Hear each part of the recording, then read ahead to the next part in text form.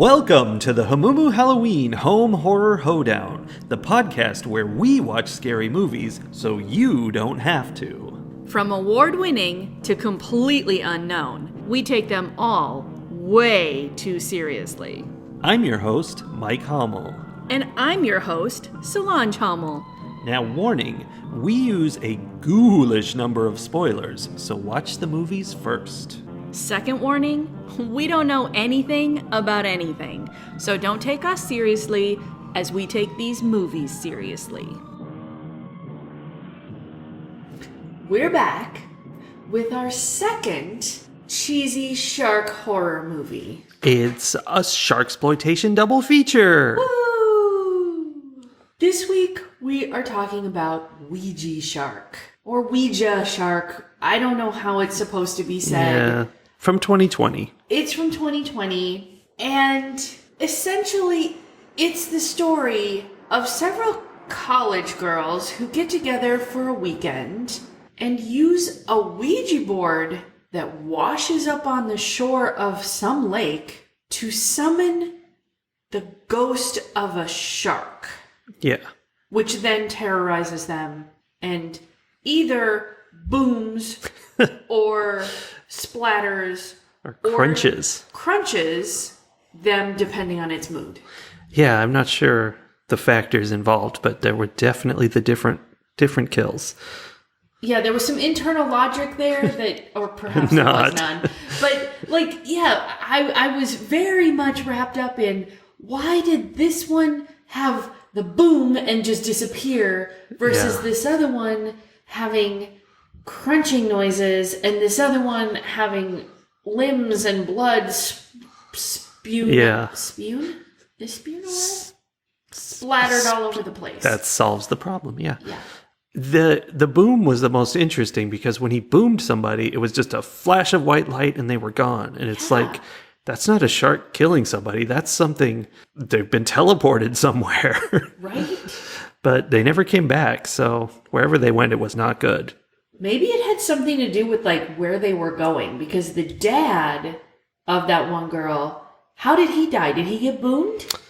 Oh, I don't remember how he died. Hours later. I think we've gone too deep into this movie, and we have to go all the way back to the beginning to set the stage. Because this movie opens with several different things that all inform the experience. Okay. First, in the first second of the movie there's some music playing and whatever logos, and the subtitles at the bottom of the screen say, whatever the song is called, by Kevin MacLeod. And I went, oh, Kevin MacLeod. He makes free music online. You guys can go get some yourself. It's royalty-free music that you can use for free. And that's what this movie used. So there's that. Just setting the bar right off the bat. Mm-hmm. Now, this is not a dig on Kevin No. MacLeod. You use his music, right, in your games? I don't know the last time I did, but I have definitely used his music in a previous game. So, it's yeah. Just the idea of a professionally made movie choosing to use free music. Which is then followed by a lengthy title sequence of all these, pictures of whatever, like they're out of a witch's textbook or something, different scary goat heads and things, which I am certain were all public domain images. Of course. They just were. They just Google searched yeah.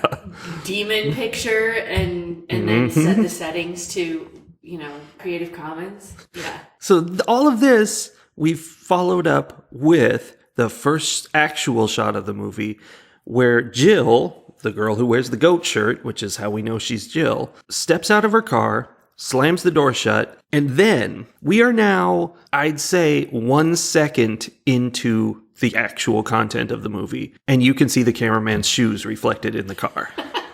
I went back and made sure. That's awesome. I didn't know that. Yeah. That's hilarious. That happened. So that's where we are. And we should also note that Jill is there in the parking lot of like a trailhead in the woods somewhere in order to go visit her friend's house.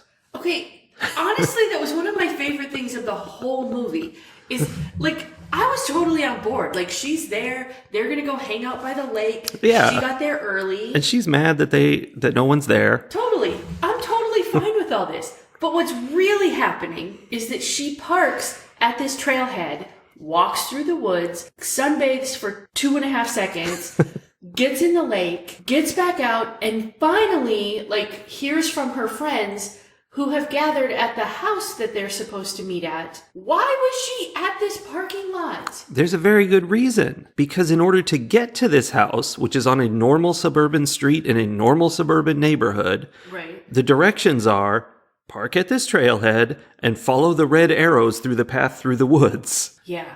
Like, literally, she's walking through the woods, and then, bam, she's on just a typical suburban street. Yeah. Houses lining pavement, sidewalks. Yeah, and I guess nobody drives to these houses. They park in the woods and walk to the houses. Okay, then my next question is, why did the friends not have to park in the woods and walk? Didn't we? Oh, there was a car. Yeah, there was a car parked at the house that they were opening the trunk of. So, I don't know. I think that was a prank they were playing on Jill. Right? Like, they made Jill, like, they just gave her the wrong directions. Also, I don't blame them because she, instead of meeting them where she was supposed to meet them, decided to go swim in the lake. Yeah, which was a mistake. That's funny because I was just going to say it's a good thing she did. Oh. Well, I feel like it's a mistake because she ended up stumbling across, via it washing up on shore, an evil Ouija board. I mean, I kind of feel like the ghost shark gave it to her somehow. I think so. Gifted it to her. It was chasing her around. Yeah. I don't even know. Like, she definitely had some kind of vision while she was underwater. Yeah. It was a lot of depth to that story. There's something about this Ouija board, though. This gets to my note that I put an asterisk by because it was so important. So important. Okay.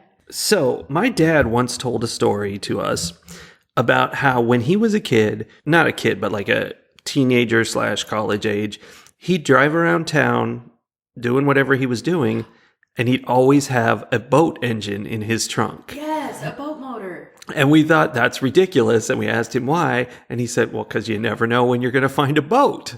And that's which is true. Hilarious and true.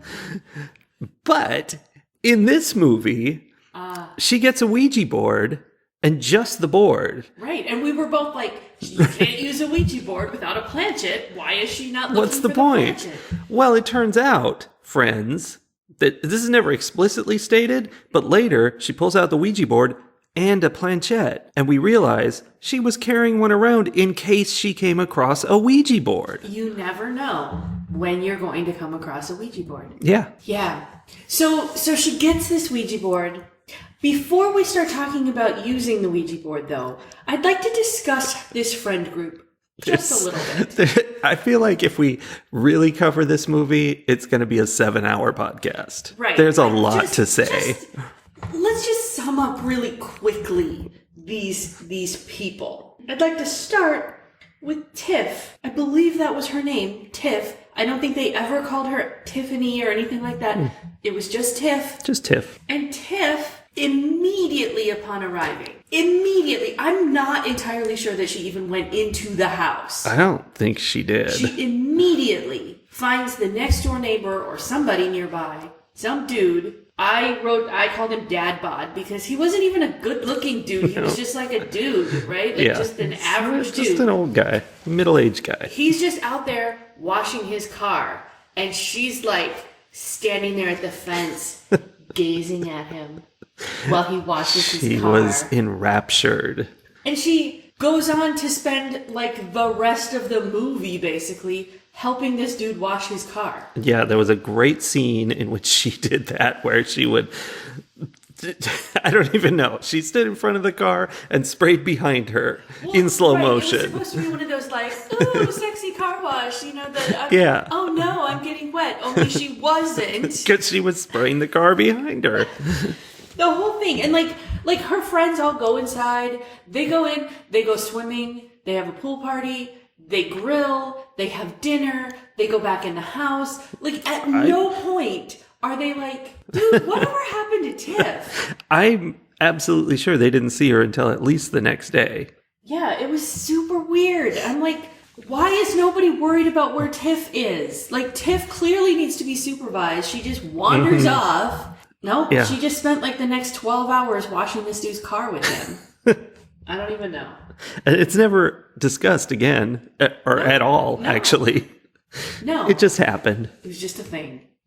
Okay, so we've got Tiff, we've got Donna, we've got Jen, and we've got Kim. And Kim is like the center of this friend group. Like, they all know her. It was her parents' friend's house or something like that. Yeah, I think she was supposed to be watching it or whatever. And right, and she invites all these friends.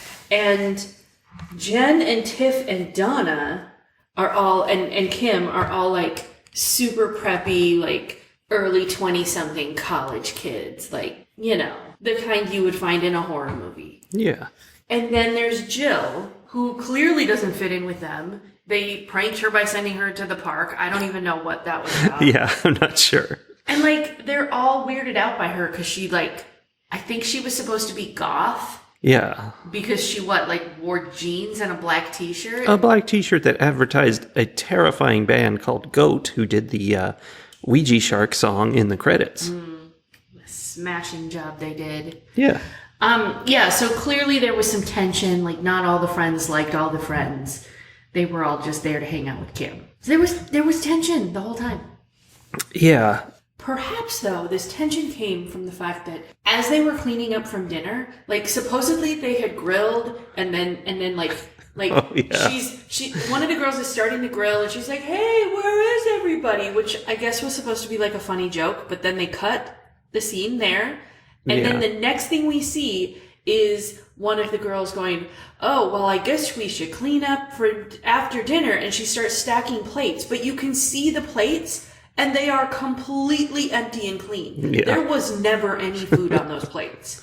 No, there was not. They couldn't just splash a little ketchup on there to make it look like they had eaten dinner. They had ghost food. So I feel like some of the tension was that these girls were not actually eating any food. And they were hungry. Hangry. Yeah. Well, that's funny you should say that, because shortly thereafter, the next morning, when they go to use the Ouija board, what it says to them repeatedly is the word hungry. Hungry. Hungry. And then? Die. Yeah. There was no pretending from the Ouija board. No.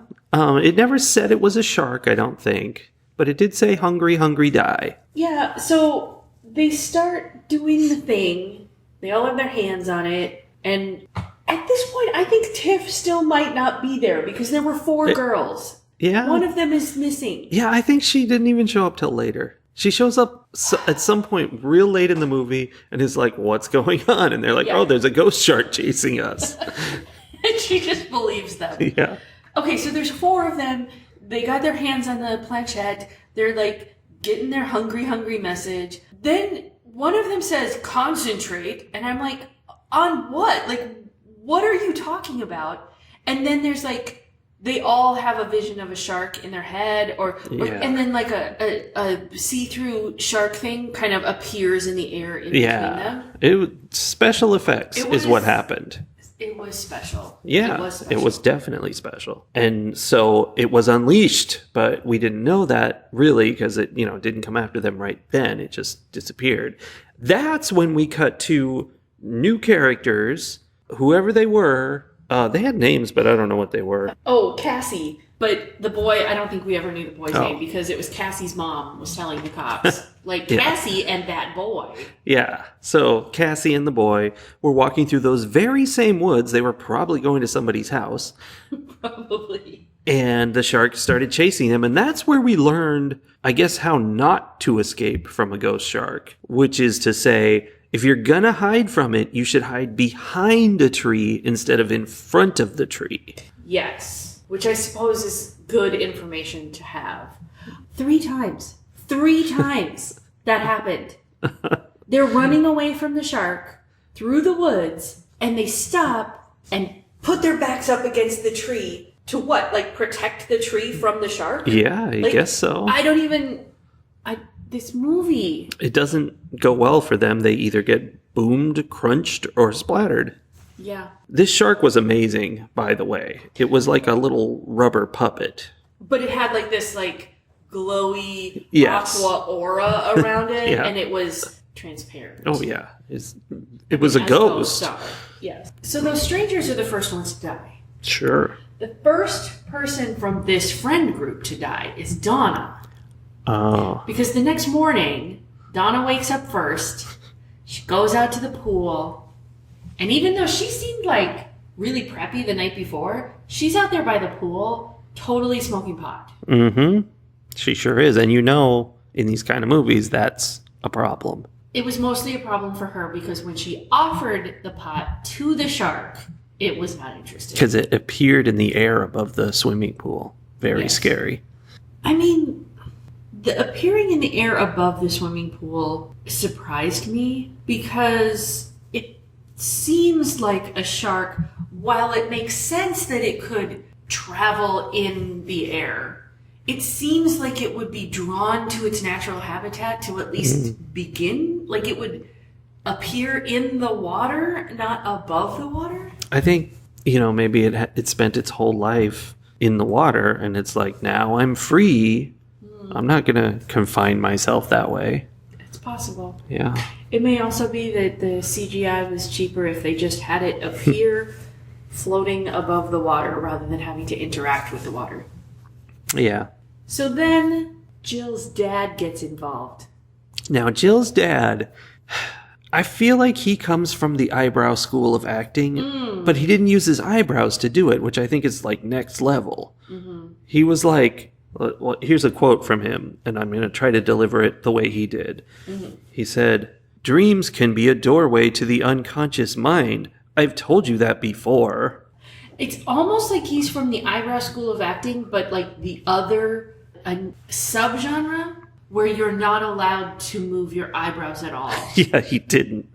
He was very stoic. Yes, you cannot have any emotions on your face, which is really the opposite of what the eyebrow acting lady was doing in Lamb Maybe Shark. they're competing schools. I don't know. The non-eyebrow school and the eyebrow school. Yes. But, he was the guru of the whole thing because he was completely on board with the idea that a ghost shark was coming out of a Ouija board and getting them. He went into researching it all, and he told her, "And no more fooling around with the occult," he said. Right. Which was ironic because then he proceeded to fool around with multiple examples of the occult. Yeah, but he knew what he was doing. I mean, did he? He did a tarot card reading where the world, the devil, and death came up, which explained everything to him. That was all he needed to know. Well, that was on his tarot cards that they literally just printed out tarot card images on printer paper and cut them out and used them as tarot cards. Yeah. This movie was not expensive. No. I appreciate that. I'm cheap too. This is one of those movies that's going to make you feel like you should make a movie, isn't it? Maybe. Because sometimes when they make it look too easy, you're like, hey, I could do that. That's mostly the Bad Ben movies. I'm like, I could definitely Bad Ben some stuff. This is a little harder because there's a bunch of actors and, like stuff going on. Like it's too big. I don't know. I mean, I guess I see what you're saying, but it wasn't that big. No. Like, they were like, we're going to shoot a lot of scenes in this one spot in the woods. Mm-hmm. We're going to shoot a lot of scenes at Kim's mom's house. Yeah. And then there were a few other things, but it was... Yeah, I mean, I guess when I say it's too big, I mean it's more than one guy by himself in a house. Well, you know people. I don't like them. That's true. You wouldn't want to have to work with them. Yeah, for sure. So we kind of have all these storylines going on. The cop is trying to find Cassie and her boyfriend. Because Cassie's mom told him so. Right. She told him that Cassie had been missing for a couple of hours. Right. He's like, So, and then he promptly goes missing because he, immediately gets eaten by the shark. Yeah. And then we have the girls, like, they now know the shark is there, and so they're trying to, like, have their weekend away, but the shark keeps interfering. Like, Donna gets eaten by the shark by the pool, and then later somebody else goes to get groceries. Yeah. See, in my notes, I've indicated Jill equals goat, Tiff equals car wash, Donna equals pink. That was her only defining trait. I have Donna arm because they found her. That was all that was left. They found her arm like by the pool, and then they immediately knew that it was A, her, and that B, the shark had gotten her. I mean, it probably had like her ring on it. And Jen equals Brecky. Ah, Jen had to go get Brecky. Mm-hmm. Which I want to be fully aware of what's going on here. When she left the house to go to the grocery store for Brecky, she went through the woods. She walked through the woods to get there. Yes. That's how you get places from this house. I guess. I don't know how their car got in front of the house in the first place, unless they drove it through the woods. Or Dad Bod. Dad Bod clearly knows how to get there. Yeah, he has a car. He has a car. I don't know. So my notes indicate that this is the point when Tiff finally returns. Like that so this is three like of her days friends later are dead at this point. The only person left is Jill. So it's Tiff and Jill, because Tiff finally comes back. And Jill is like, there's a ghost shark and it's killing us. And Tiff is like, okay, I'm in. Let's handle this. Yeah. No questions. And so then Jill immediately changes into her, like, get the ghost shark clothes. Because she has more golf clothes. Like darker, blacker clothes with a leather jacket in her trunk. Oh, yeah, and a shotgun. Right. Mm-hmm. And so all that is happening with the girls. The cop is doing his thing. And then Jill's dad is visiting the medium and, like, going into the crystal ball and getting eaten by the shark. Yeah, he and the medium are using their powers to draw the shark away from the girls. He hasn't interacted with the girls in all this time. He just knows with his mental powers that they're in danger. So he's drawing the shark away from them, and the tarot lady's like, oh my gosh, this is hard. I've never done this. And the shark does get drawn away from them because it gets drawn to him and it eats him and he goes to heaven. Where he continues to fight the ghost shark. Yes. Which, I mean, is pretty dedicated of him. That is the best scene in the movie. He's standing in heaven, which means he's in front of a green screen, which is just showing blue skies. And he says, I have to use my occult training.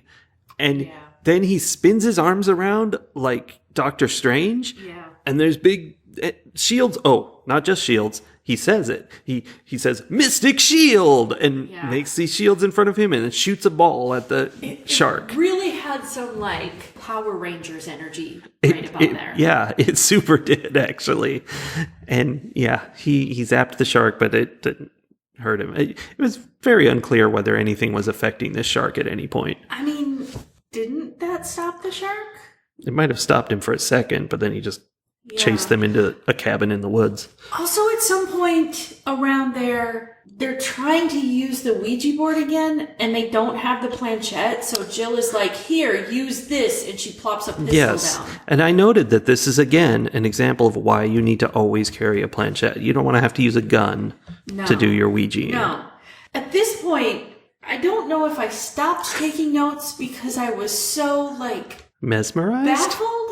Oh. I mean, those are two words that they both could describe, but because after the fact, this is what I wrote. Spooky guy, played by Dad Bod, calls President Trump to report that the mission was a success. Yes, and that is correct as to how this ends. That's what happens for real. That's the movie you're in for. And I would just like to say to our very loyal, very smart listeners who have surely been paying attention and following all of this very closely, yes, you should be confused. Yeah, I think so. And, I noted in our last Sharksploitation movie how the end of it is like a fever dream where everything changes and it's whatever. Here it is again.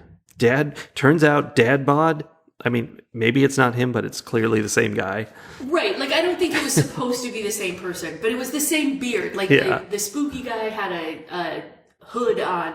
But Dad Bod's chin was sticking out. I think it was supposed to be him. It was like, hey, she shouldn't have helped wash his car. Now it's so clean he can commit crimes. Oh, I was going to say, is that why he was distracting Tiff? Oh, maybe. If Tiff hadn't been so distracted, maybe the 5 of them could have stopped the shark? Probably. Tiff would have been very helpful. But I mean, she certainly believed in the whole situation. Immediately. But yeah, he was there, and he had been hired by President Trump to implant the shark ghost into the Ouija board so that it could then roam around killing people. And this was the first test of that. Right, this was a test, and now this mission was a success, and so now I guess they're going to release ghost sharks all across the country? Wherever they want people dead, I guess. Yeah. But it should be noted also that she shoots the Ouija board and destroys it, but then a minute later, Dad Bod / Mystery Man has the Ouija board in his hand because that wasn't effective somehow. Yeah. Yeah. Yeah. And we have definitely said President Trump. And, sometimes in movies, there's the president, and you can tell they're trying to pretend it's that president is like Kennedy or is like whoever. No, this was definitely Trump, and it was hilarious. The way they portrayed him. It was orange. It was very orange. He had his white pursed lips. Yeah. And a terrible impression. Oh, it was so bad. It was so bad. And he ended saying, it'll be huge, I think. Yes. Something like that. So you knew that definitely. Yes. So that's Ouija Shark. That's how it ends. Spoilers. Ratings. I have to start by saying the description of this movie said that this group of friends was going to use a Ouija board to summon a ghost shark into their pool. Yeah. That was super intriguing. I wanted to see that movie. And then I got this movie. Yeah, it's not that movie. Which I am not even convinced that the shark actually went into the pool. Did the shark go in the pool at any point? Or did he just hover over the pool? He might have dipped a fin into the pool. Yeah. False advertising. Mm-hmm. So to rate this movie. Well, this is part 2 of our Sharksploitation series. I would definitely give this movie a higher rating than I would Shark Side of the Moon. Because, as we discussed in Shark Side of the Moon, they were trying to be bad. That everything that they did, it felt like it was intentionally terrible. Yeah. With Ouija Shark, until it got to the end where, suddenly Donald Trump is in the movie, it didn't feel intentional. I'm not saying it wasn't. I mean, yeah, they were going for something silly. Yes, but they did a better job of doing that, amateurs making a movie thing than Shark Side of the Moon did. That being said, this movie was straight up chaos. That's true. It was so confusing in so many different ways. And it definitely had those hilarious bits, but it definitely wasn't as good as Land Shark. No, it's hard to beat Land Shark. Yeah. So, I don't remember what I gave Shark Side of the Moon. A 3. Wait, what? No. Why? You'd have to listen to the podcast again. I really thought I had given it more like a 1 or a 2. You had a good time. I guess I did. Well, I really thought I was going to rate this a lot higher, but I am also going to rate this 3 stairwells that smell like pee. Wow. That's a reference. Okay. I would never give this movie the same rating as Shark Side of the Moon. Well, I don't know what I was thinking about Shark Side of the Moon. Whatever you were thinking, you need to jack this one up because there's no comparison between the two. I gave Shark Side of the Moon a 2.5. This infinitely superior film is a 3.5. 3.5 stairways that smell like pee from me. Here's the thing. I feel like I really don't understand how I gave that other one a 3. But I probably rated that one higher than I should have, and I'm probably rating this one lower than I should have. And really, it's just that Sharksploitation movies are bad. They're bad. But they're entertaining, so they land right in the middle for me. Yeah. I mean, this was a very fun experience, and we watched it with my sister who loves shark movies. Yes. That was fun. Mm-hmm. Fight the horror of a world gone mad. Today's hot political tip is Donald Trump has a plan to destroy the world using ghost sharks, so we should be very, very careful about who we elect in November. Yeah, absolutely. And we should prosecute him. Probably. He needs to get caught. He should probably be prosecuted for this. He should definitely be prosecuted for all the things he actually did. He should probably be prosecuted for this too. Just because. I mean, like 4 or 5 people died here, so it's kind Honestly, of a big deal. Given the way the world is today, he'll probably walk on all the stuff we know he did because we watched him do it in real time, and then actually get arrested for some ghost shark plot because people are crazy. Yeah, people are going to believe this is a true story. Yeah. They'll think he came up with it in the basement of a pizza place. Yes. Anyway, that's it. I'm not even going to go any deeper than that. Just, be careful who you vote for. Yeah. Yeah. And don't mess around with Ouija boards. And always carry a planchette with you in case you need to mess around with a Ouija board. You never know. We'll see you next week with another fine film that does not involve sharks. Sounds good. Don't forget to contact your elected representatives. Yahoo!